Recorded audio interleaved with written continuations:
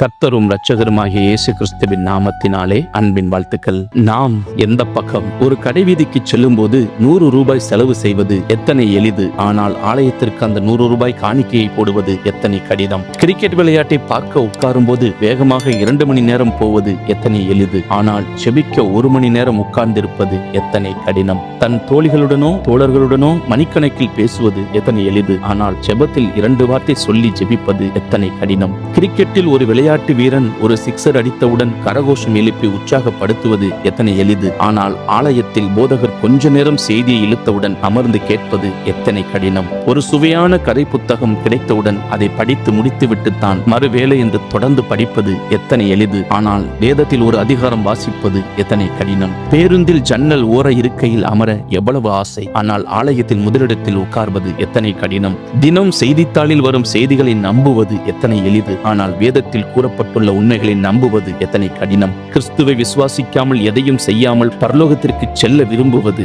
எத்தனை எளிது. ஆனால் அவரை விசுவாசிக்காமல் பரலோகம் செல்வது எத்தனை கடினம். தேவன் மனிதனை ரட்சிப்பதற்கென்று வைத்திருக்கும் திட்டம் எத்தனை எளிது. ஆனால் அதை மனிதன் ஏற்றுக்கொள்வது எத்தனை கடினம். இலவசமாய் தேவன் தருகிற ரட்சிப்பு எத்தனை எளிது. ஆனால் அதை அறியாத மனிதன் அதற்காக ஓடி ஓடி படுகிற பாடுகள் தான் எத்தனை கடினம். பிள்ளைகள் நல்லவர்களாக இருக்க வேண்டும் என்று விரும்புவது எத்தனை எளிது. ஆனால் அதற்கென்று பெற்றோர் எடுத்துக்காட்டாய் வாழ்வது எத்தனை கடினம். நம்மை எல்லோரும் மதிக்க வேண்டும், நம்மை குறித்து நன்றாக நினைக்க வேண்டும் என்று நினைப்பது எத்தனை எளிது. ஆனால் மற்றவர்களை மதித்து நடப்பதோ அவர்களை குறித்து நன்மையாக நினைப்பதோ எத்தனை கடினம். இப்படி நம்முடைய வாழ்க்கையில் எத்தனையோ எளிதான காரியங்கள் தேவனுக்கென்று போகும்போது எத்தனையோ கடினமாக மாறுகிறது.